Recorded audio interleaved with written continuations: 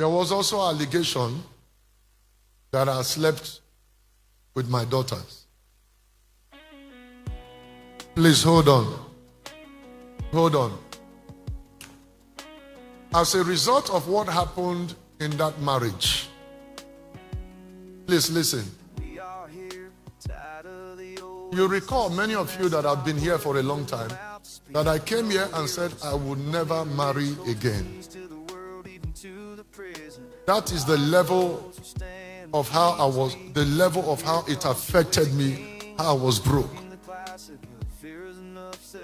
I was seeing women in some kind of light before. Forgive me. Something happened that shook me, that affected me for many years. 13 years ago. Hello, classic gossipers. My brothers, we don't come again now. Now the real video, the full video be this. Is a Verydarkman have been, exonerated. The whole accusation. We make him be like saying no within the talk. The rest don't get full load of history where she carry come. Fresh one, way was past their own. And now chairman don't decide to come talk now before the matter go pass Gary. Because as they look at the matter don't pass Gary already. In this video, you're going to see how manipulators address the public. Some days ago, the lawyer came out and said a lot of things and accused Verydarkman and sued him even for character defamation and all. The reason don't carry another woman come outside, and this time around the girl is pregnant. A fresh one, no be the one where they show us yesterday or we born to. You understand? And this man don't see and say, if he no come out now talk, things will go wrong. And this is him trying to defend himself. And he did it in a very perfect way. This is one of the greatest manipulators ever. They should give him an award. In fact, listen to him. Last 1-2 weeks has especially not been easy. But I can count on the grace of God has sustained us and has helped us. I was preparing for the service differently.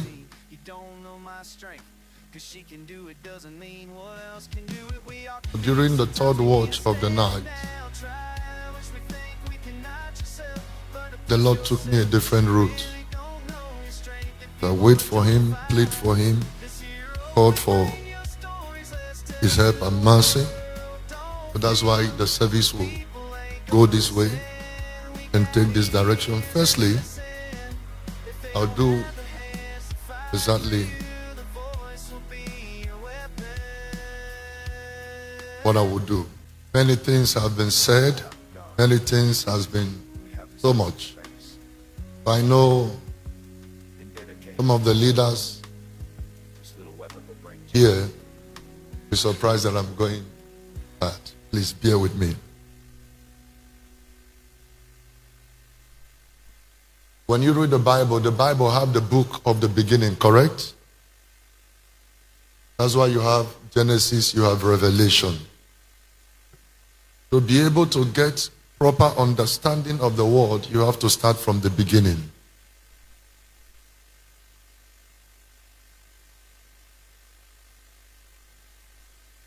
Many things have been said and put out there. So how it all began. I always told you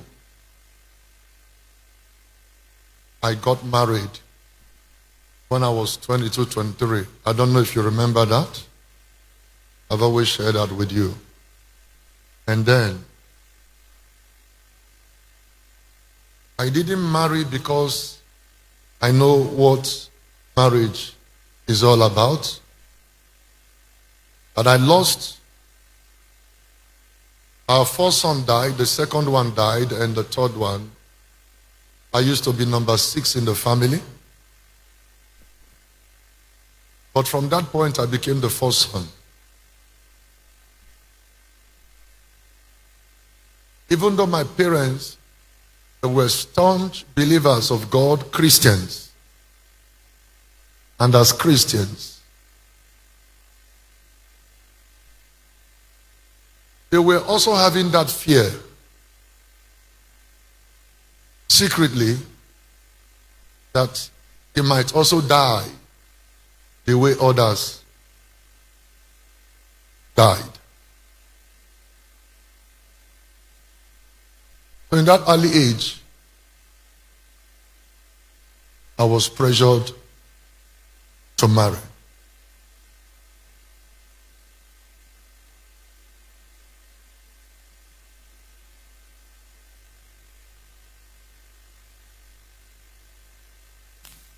And the gift of God, I gave my life when I was 6 to Jesus when I was 6. And this gift that was prophesied about manifested around the age of 8.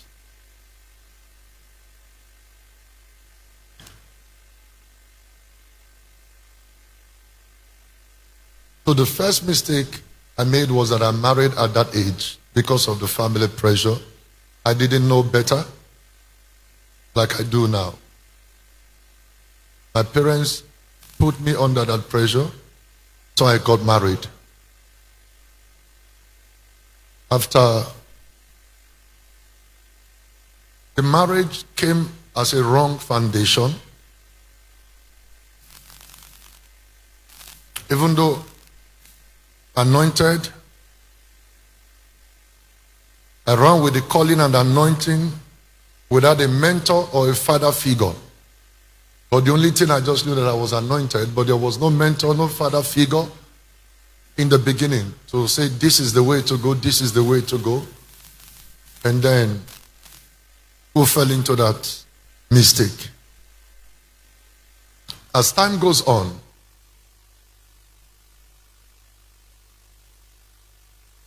the marriage was entered into again by that pressure that led to pregnancy, and then the marriage ensued.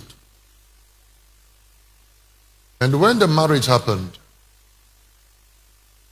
I was 22, 23. Because of the family pressure, the secret fear of my parents that others have died, who got into the marriage at that very young age. Whilst the marriage was on, I'm trying to cut it short. Something happened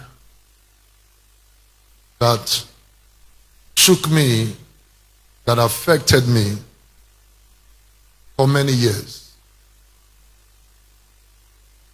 It was not long ago, God helped me through the help of the fathers that God brought into my life to overcome it. I have kept it, covered it for a long time. During the marriage, me and my younger brother was an apprentice. Like in Igbo, they call it Igba boy somewhere. I don't know if you know that. So he finished serving a man for 7 years that did not settle him. So he was stranded. I told him, come to my house, even though we were managing. I was married then. It was one day where having a fellowship around a place in Gowon Estate, and we're traveling, we're going to that place. I think once every week we'll come back at night. On the way, we're very close, but something happened. I'll put it like that. I asked them to turn back and go to the house.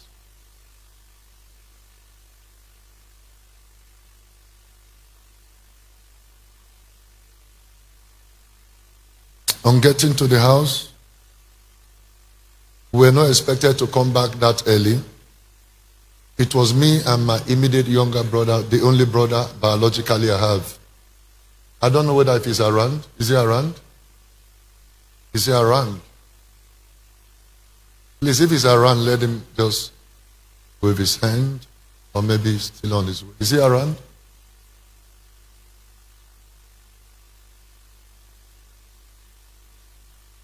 Is he here now? Please, Emeka, come forward. I will need a little bit of your help and time, please.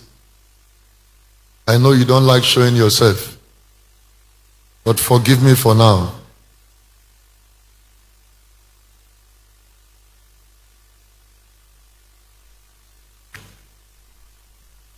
Thank you. Please come forward.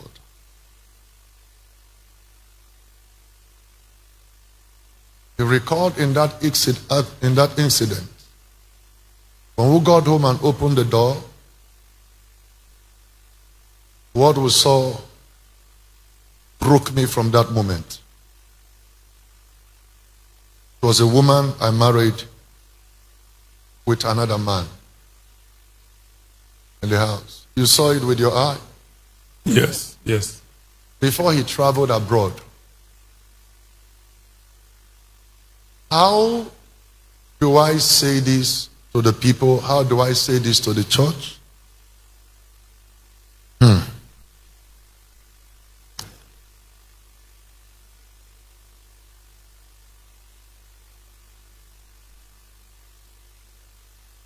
lady in quote, that's my ex-wife, is one of those who got attracted to the anointing without proper Christian foundation.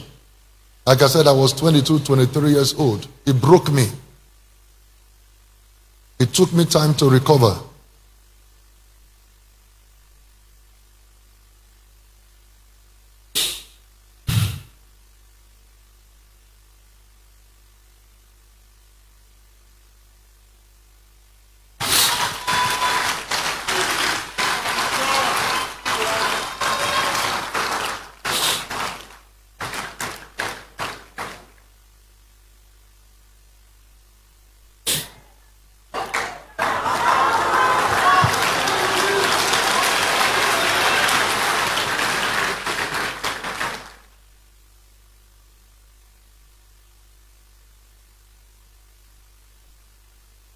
I'm not here to judge my ex-wife, but this is my dilemma. Also pray for her.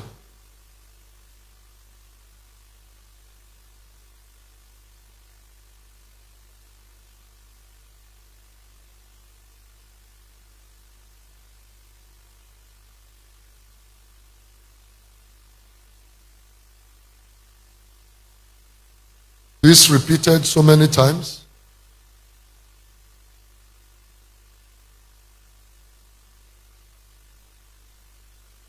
I covered this for many years because of the children and the church.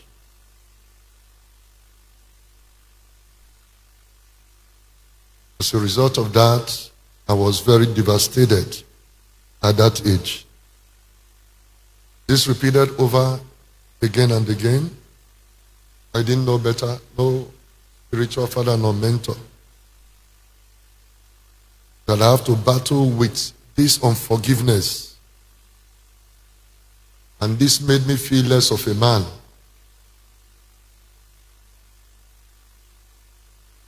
That led to many mistakes, which you are seeing today and hearing today. Please don't judge me.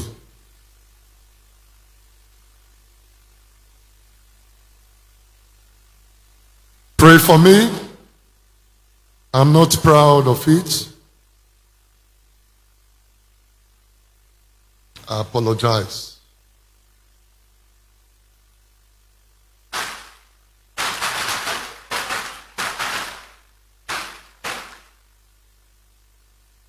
I apologize to the entire body of Christ. And I know these mistakes have brought a lot of reproach to the body of Christ.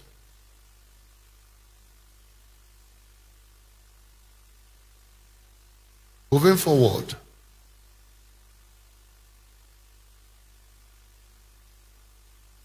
I try to get settled, to come out from all of that hurt and pain, and to do things right.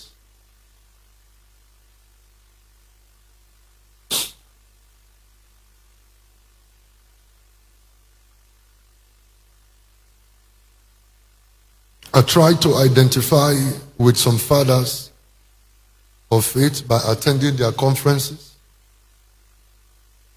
but I was rejected many times. There was a particular incident or situation where I attended a conference and warming up to a prominent father in this nation. After fellowshipping with him, I decided to take picture with him, but he took the phone after taking the picture and deleted the picture. This further drove me into my shell. But because I was very determined to have a father that will guide me, that has gone ahead of me, I was very determined to get it right. In my further search, after a long time of fasting and prayers, I was led to Pastor Matthew Ashimolowo.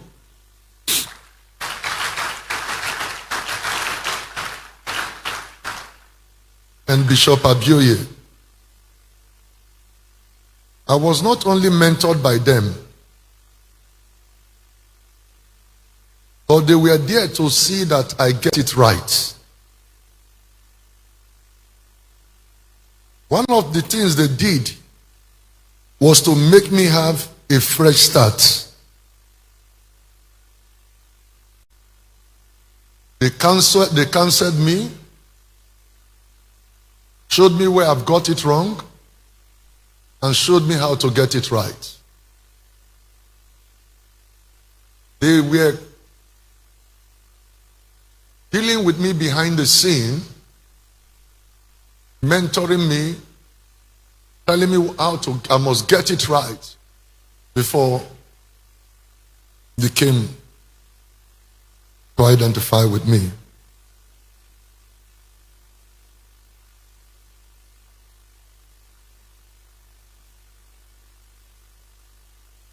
So I was not only mentored by them, but they were here to see that I get it right. One of the things they did was to make me have a fresh start. That's what they did. They made sure I have a fresh start and get things right. After much prayer and counseling, and part of the fresh start is to get it right, not to be exposed to any kind of mistakes or temptation. He counseled me, prayed with me, and ensured that I get it right. And one of the things was to get married and marry right.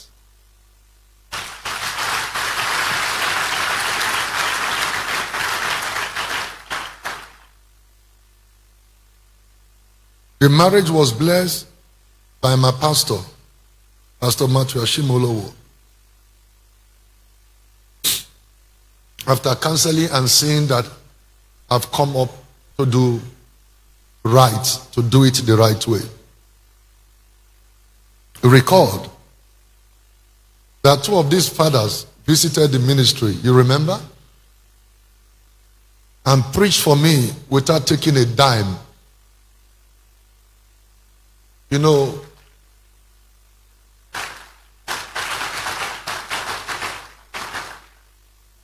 they never collected a dime from me. There's been so much attack on them on social media because of me. I'm very sorry about that. People thought I gave them money. That's why no, they didn't know, because social media can make you think what is not true to be true.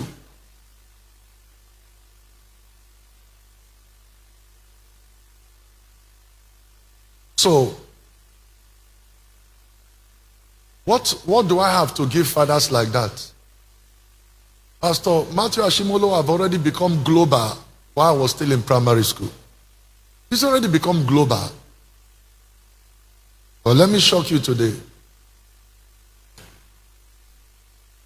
never gave them a dime, but they were here to see that I do right and I get it right.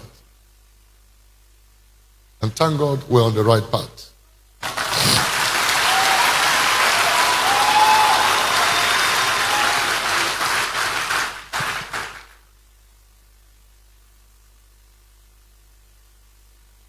They didn't take a dime from me. Even when Papa Shimolo was done blessing our marriage, when he was going, he was blessing the people. He was happy to see that I'm on a new path, I'm on the right path. He was very happy. And people didn't know that. He was blessing even the greeters, the bouncers outside. From the bouncers to the greeters on his way out of the wedding. What a public show of love by a father. Happy to see me get it right.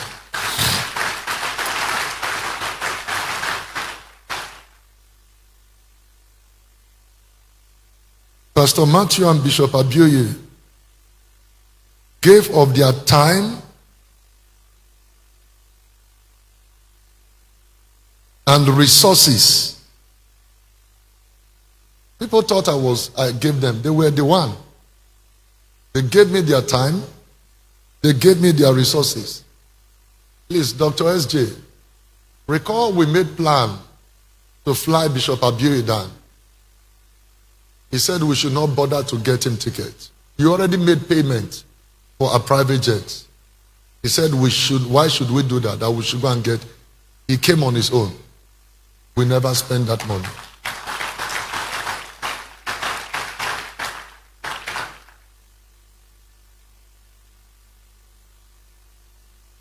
I can recall when Bishop Abioye came to preach here. You remember? He didn't collect honorarium from me. He didn't collect a dime from me. Not a dime. But rather, when he returned back, he asked me to send our church. I shared with you. Pastor Sylvester, please, get my iPhone. He asked me to send our church account. I was reluctant. He called and reminded me, send his PA. Reluctantly, I sent it. He said, I'm planting 5 million to support your ministry as you are getting it right.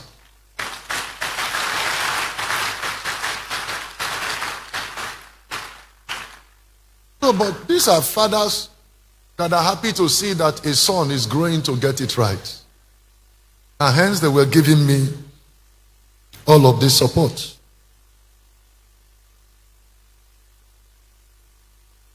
Pastor Matthew Ashimolowo, in the same vein, he said, now son, I see that you are getting it right. He gave me a landed property in his estate.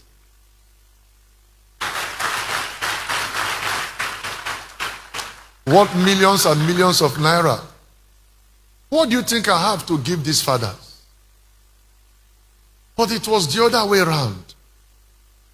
Unfortunately, they have been dragged into this. That's why we need to set the record very straight. That was given to me in his estate.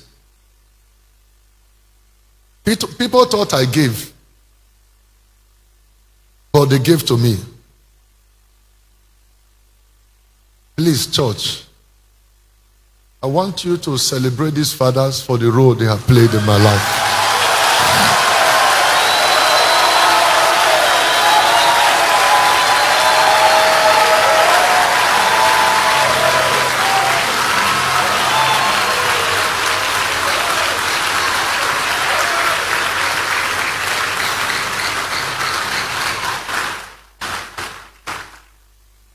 Please be seated. I don't have what it takes. There's nothing I can give to them. I'm not as rich as people think. I'm only Libra. I'm not as rich as people think. I am. I'm only Libra. I have mind to help, to give.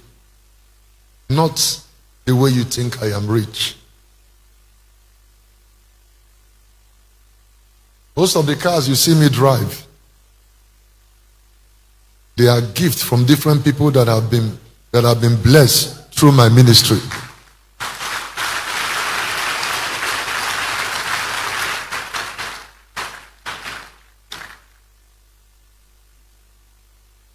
The other time there was an allegation that someone was buried on this altar.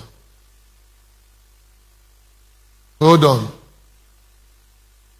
When this altar was built, I was far away outside of the country. And it was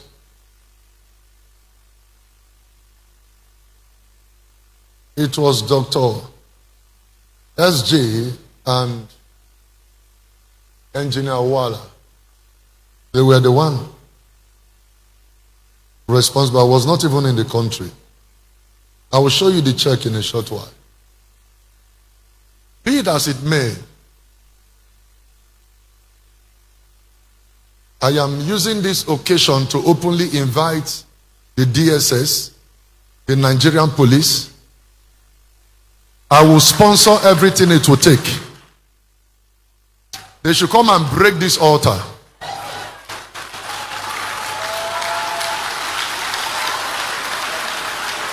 I will sponsor it, and it will be televised live. We'll invite all the news stations. Let them come. I am giving an open invitation, both for DSS, Nigerian police, all of the constituted government authority. They should come and break the altar. I am ready to sponsor it and let it be televised live.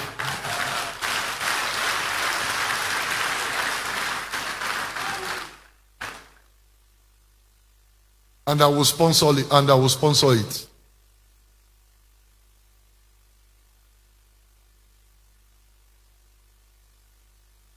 There was also an allegation that I slept with my daughters. Please hold on. Hold on.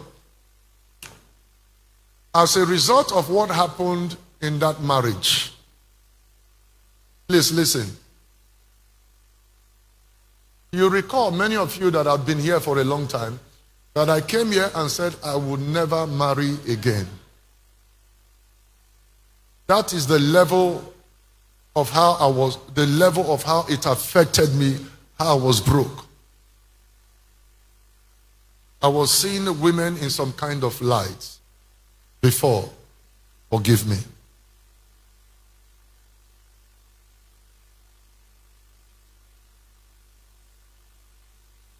It was mercy. I battled with this.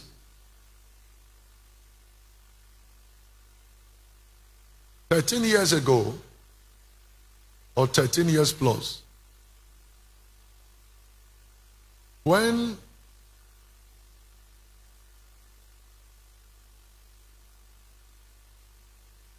you recall when I was kidnapped, you must have heard the story. Some of you knows about it.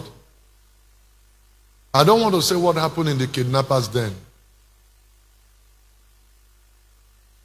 How the kidnappers have put a call through.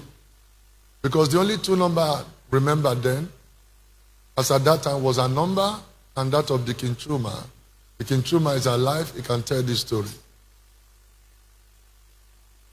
Tony, please come. It was me and you that was kidnapped. I was kept for 58 days. You stayed about 60 plus. About 61 days. When they put call through to the kidnappers put call through to this ex-wife. Did you remember what she said? Remember, she said they should not call her again, that it's not her business.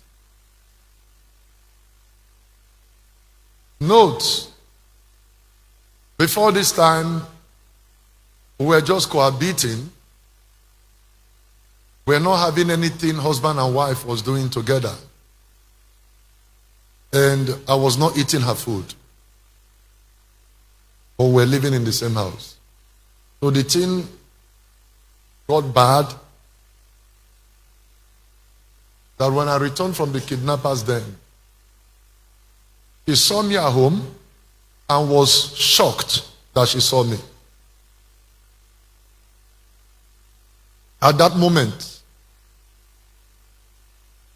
he knelt down and said, please, whatever I've done, forgive me. I said, I don't know what you have done, but time will tell.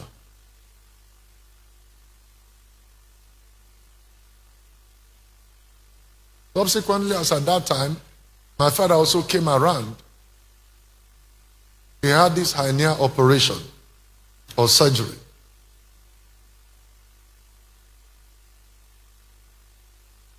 She will go out.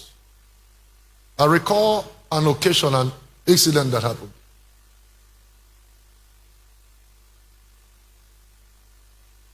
My mother, my maternal uncle, a man called Benjamin Okafor, because my father's side and my mother's side, they bear the same surname.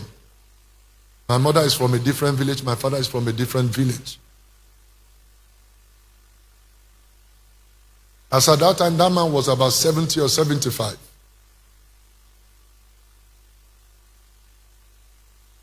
There was a place their country people,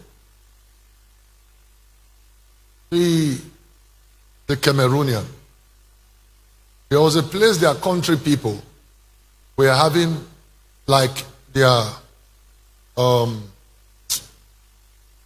do you call it, their association meeting, or whether it's town or community meeting or something. And the compound has common boundary with this, my uncle. Wise people, while they were there, drinking, celebrating, that my uncle's wife sighted her amongst them, celebrating and drinking with them. But the woman was shocked. He ran inside and said, come and see you. Is this not your sister's son's wife? The old man came out and saw her and said, what? That old man urinated in his body. He said, how can somebody whose husband is in death row not knowing whether I will come back? That he related to my mother. To cut the long story short, a very long story. The battle ensued many times. I could recall the time my son, when she was pregnant of my son Bobo, 7 months in the womb, there was an argument. He jumped up from the 2-story building. He jumped down, landed. Nobody did anything. Nobody pushed her. You were aware of the incident. So if she had died or something happened to her, I would have been in jail, or maybe something else would have happened. Let me not go into all of that anymore. So finally, as I got back from the kidnappers then, after 58 days, she will go and come back late. So one of the occasion, I asked the gate man not to open the door. This was around 12 midnight. The King Hippo is not here, but the wife is here. He's abroad. He knows about the incident, and I'm sure the wife knows about it. He started knocking. We just moved to that estate newly.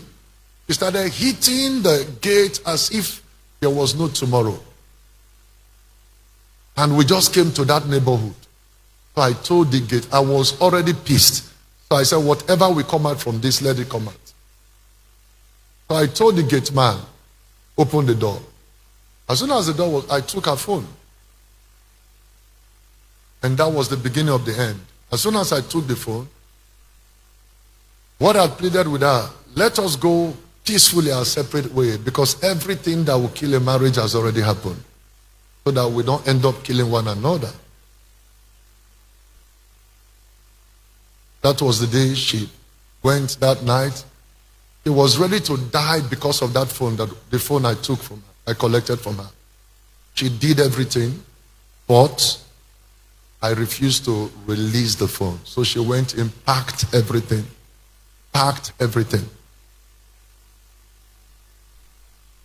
Left that midnight, around 2 a.m. But by the time I opened the phone, it was a lot. I still have that phone with me, the BlackBerry phone. It was a lot.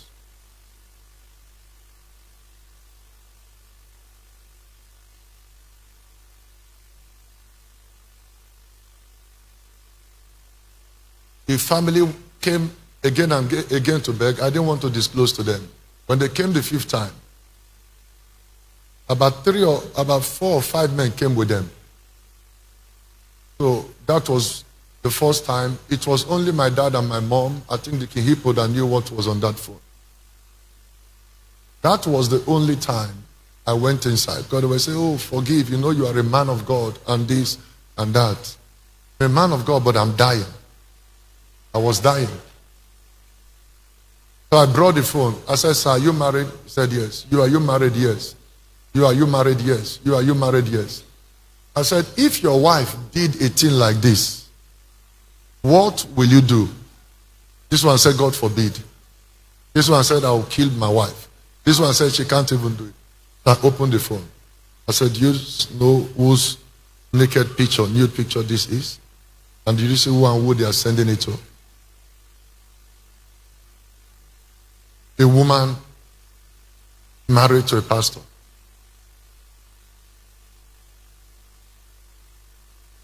At that point in time, to fight for divorce.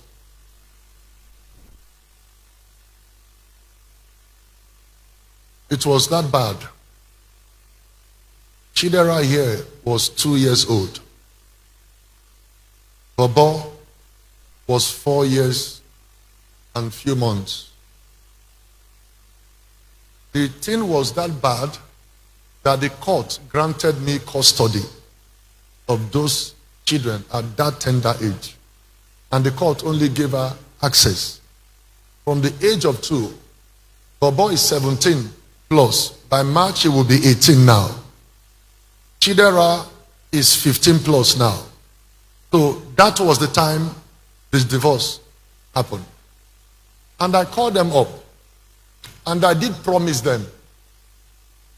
Apart from my encounter that I already have, the belief I have for women, I promised them that I was never going to marry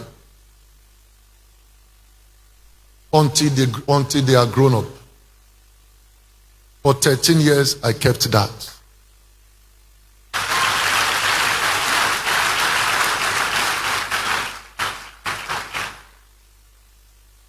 For 13 years, I kept that.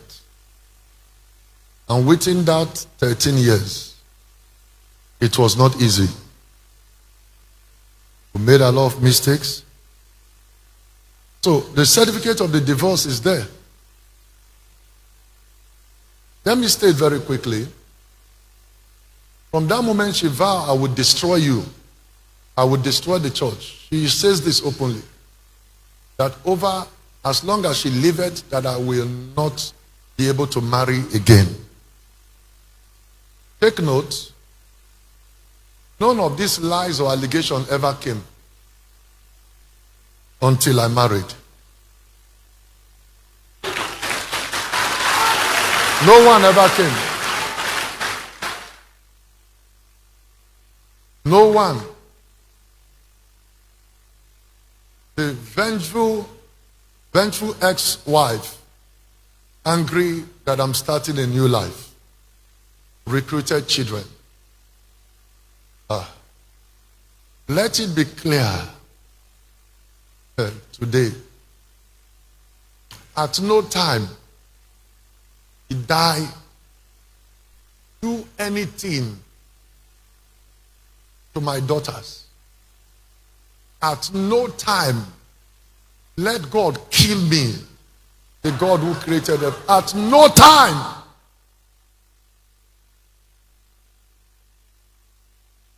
children under me.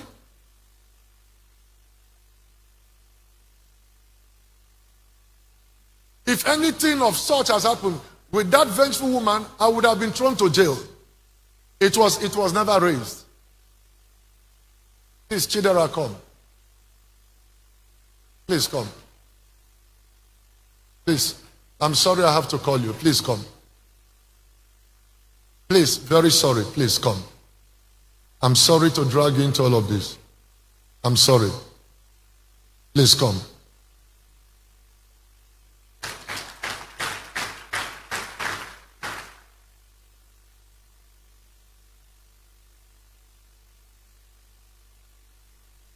Sorry.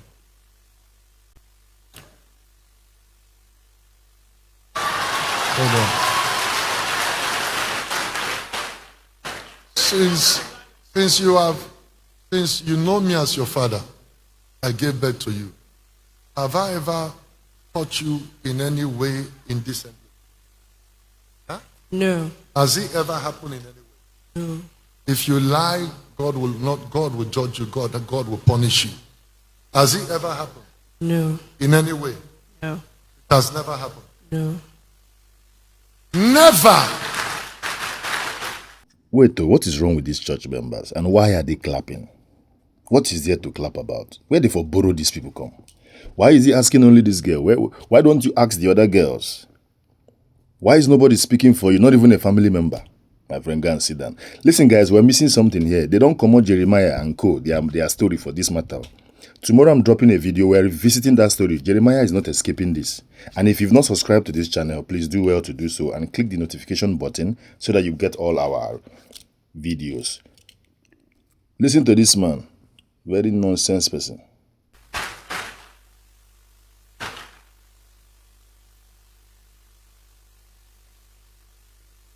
It is the story that can be told and people will say this man is an occult man, is a beast. A well-coordinated attack.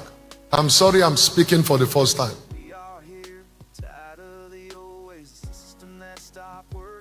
This is the pain I've been through. It has not been easy.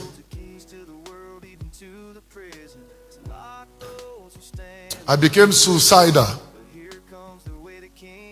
I thought of committing suicide.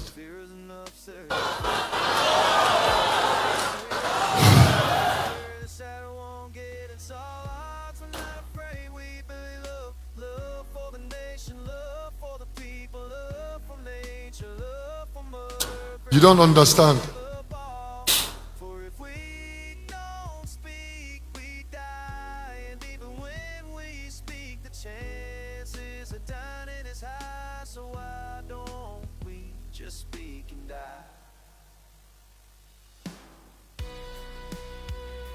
Please,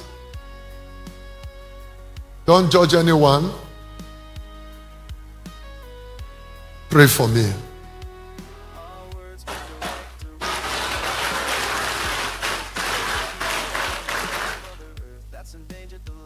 I'm not perfect.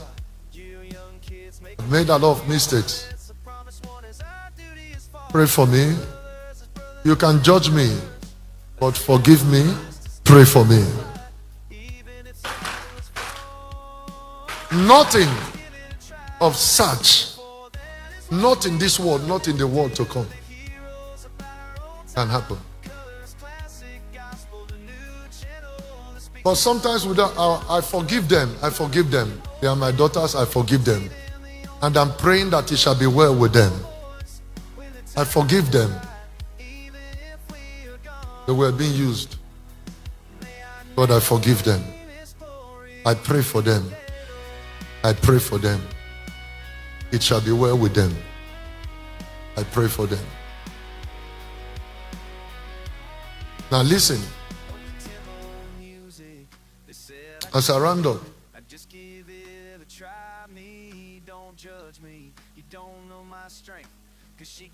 I spoke with some leaders of the church. Was it on Friday?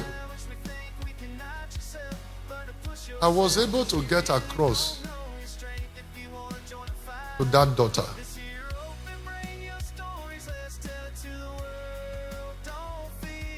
Thank God for technology. I replayed my conversation for them. Some of you heard it. I replayed my conversation.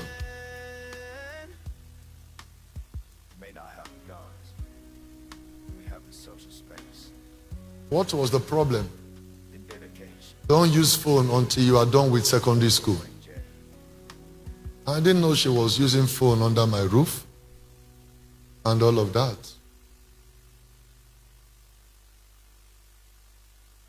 Even on social media. So when people started calling it to my attention, look at what your daughter is doing on social media. I'm sure some of you know it. You are aware of it. So what happened? I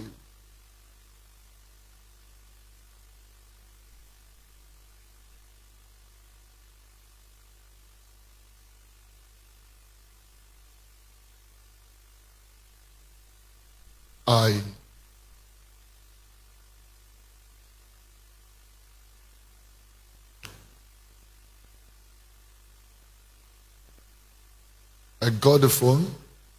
I flogged her. I was angry. I flogged her. And that was the day she ran out of the house. She ran out of the house and never came back. We tried everything.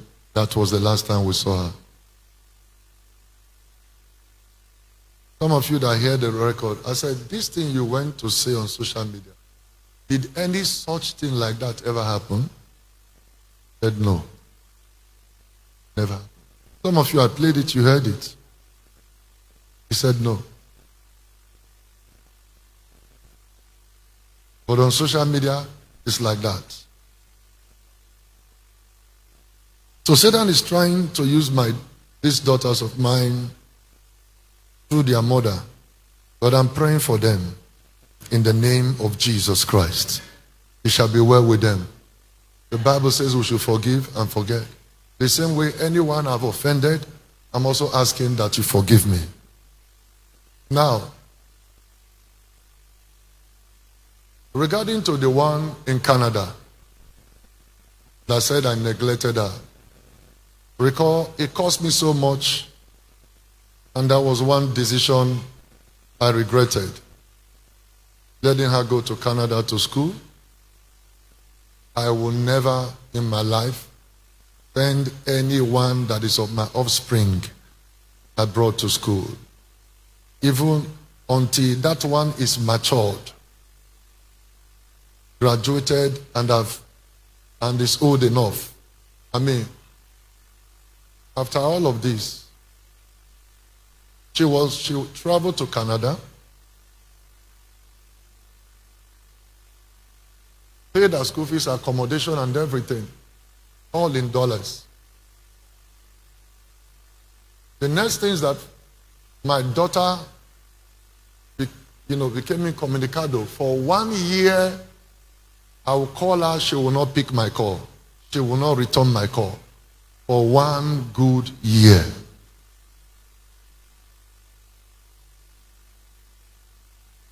I will call names now. I begged a lady in Canada who is like a sister and part of the church and said, please, can you help me report to the police about my daughter? We've not been able to get her. The police tracked her through her number, got where she was staying. But the police said they can't disclose where she's staying because she said she does not want anyone to know where she's staying. The police cited they can't do that because she has become adult, that she's an adult, that they have to respect her privacy. So, for 1 year I did not communicate with her. So the next time I will get to hear from her,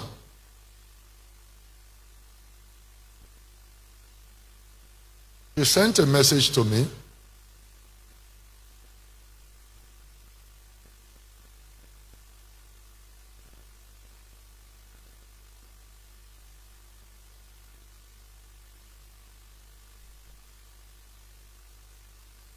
It's okay. It's okay.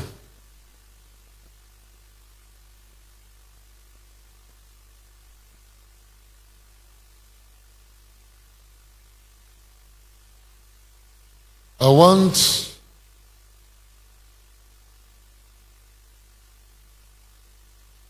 the media to come close. You probably might zoom this.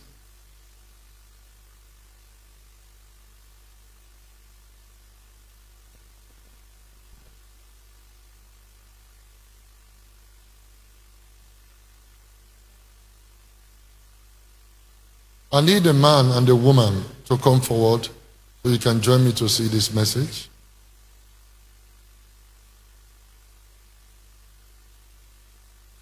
Evans, come. I need a lady also. I need the media people. I need you to put camera on this. I need a lady.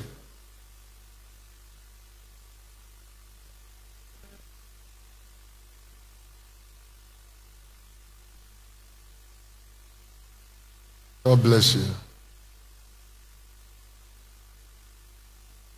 First, we have to be sure. I store her name with Chinyere Okafor, Canada. Come closer. Come closer. Don't worry. Be close to me today. Can you see it? So let's check the number.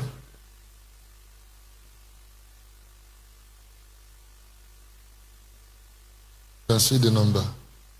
Huh? The +1 and the rest, right? Okay, let's go to the message now.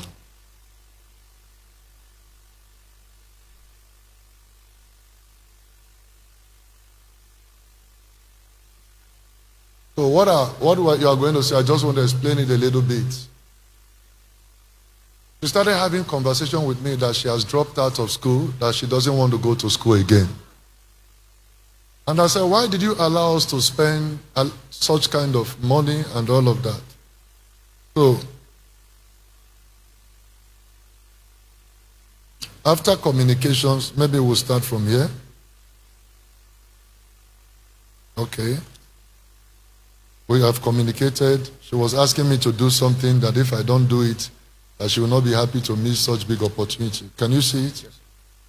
Said I'll call back when you are less busy. Now, can you read this message? I know you are not happy with my decision, and that is okay. I'm finding my way. The school refunded next semester tuition. I don't know if you have received it yet. Then read my reply. Then you replied, let me know when you are ready to come. I will send you the ticket. Read what next? Then she... Or maybe you read. You know I love you, but my legs are taking me on a different journey. I know you are trying to understand me, but I need to come home first. We will disagree, but we must talk about it. You know I am your strength, and there is nobody in the world that would have you back like me. That will have your back like me. That will have your back like me. So that's a message. Let me read it from my own. He said, but my legs are taking me on a different journey. I know you are trying to understand me, but I need to come home first. We will disagree, but we must talk about it. You know I am your strength, and there is nobody in this world that will have your back like me. So, communication ensued. I said to her, what took you to Canada was school. If you are not going to school anymore, I won't send any money for you staying there. You must return home. So, let me cut the long story short. You see the conversation. I sent ticket to her, sent everything to her, but she didn't come back to Nigeria. Now, the next thing I heard was on the 18th of December, where all this blackmail have started. Read this message. Yeah? You can see the date. What's yes, the sir. date? Thursday, 18 December. What time? To 9. That is 8:34. Read it. You will send me the money for school fees I owe the government for the whole of the last year, which you didn't pay because you refuse to speak to me for the 7,800 Canadian dollars outstanding balance. If you do not send it, I will go to the internet with every single thing I know. I want to receive a confirmation picture that you have wired the money to my account before the end of the year, before the end of the day.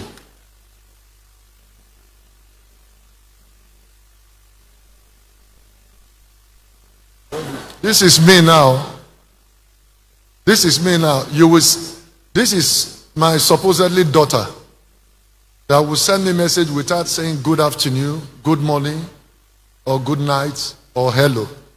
You will send me the money for school fees I owe. Which school fees? School that you have dropped out from. As a result of that, I have the email where the school refunded the money.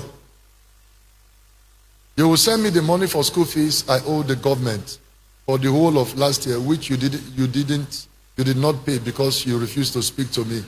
47,800 Canadian outstanding balance. If you do not send it, I will go to the internet. I just wanted them to say thank you very much.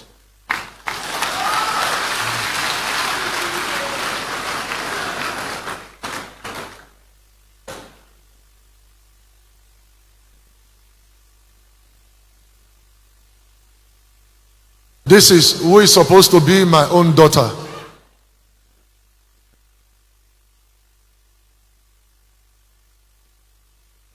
Satan is trying to use them to destroy me. So if you hear, oh, I am his daughter, he now said I should come to the room. I sat on the bed. He started touching me. And then, when I was shaking, he now left me. How?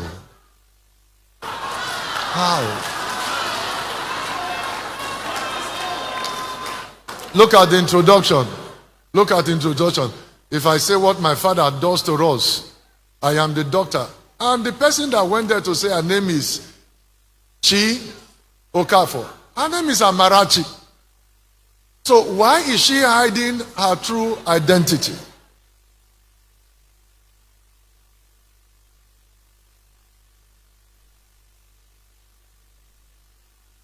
This is what I have to suffer and go through.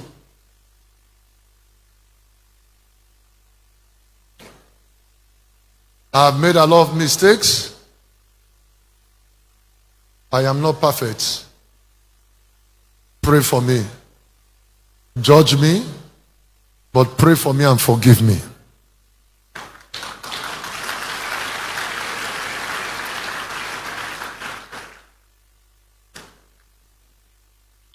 I am ready to make restitution to anyone, to anybody, any lady, any man I've offended.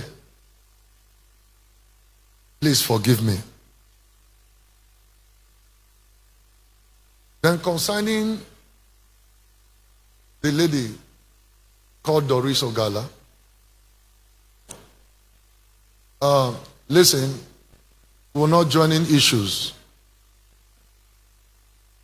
Mistakes have been made in the past.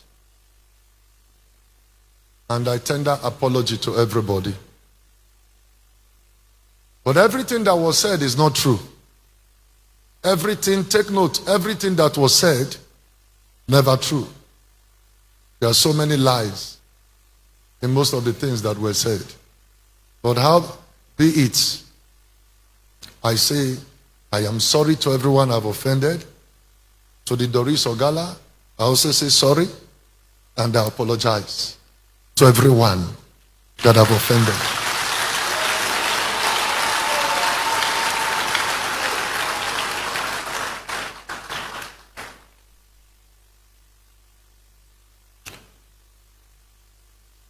And once again, I repeat this. I'm ready to make a restitution to anyone and anybody, any lady, anywhere, or man I've offended.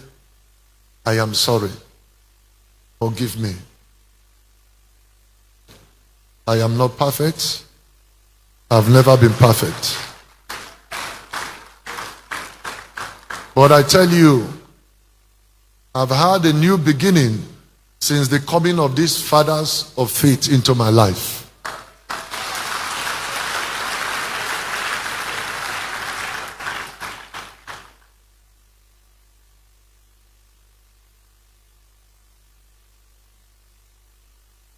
I'm kneeling down before everyone and before the church.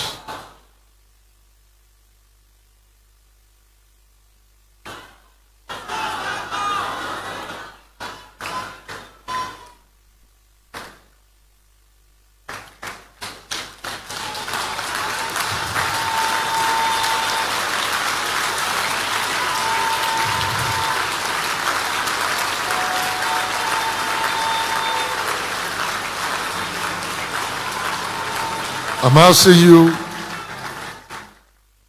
forgive me. You can judge me. Pray for me.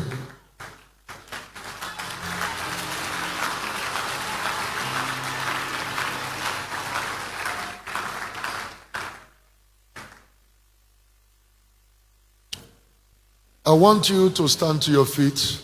Honestly, this man is a perfect manipulator, as in he's very, very good at it. He has seen that Doris was out to destroy him completely, and that Verydarkman has been involved in the case. And you know what happens when Verydarkman is involved. That was why he came out to confess. Even at that, he still ended up blaming everything on his ex-wife, and also he refused to speak out about the little missing baby testimony, which is even the root cause of all this wahala. And that is why I'm asking, what happened to baby testimony? He still needs to answer that part. Is he dead or alive? Did they use the little boy for ritual?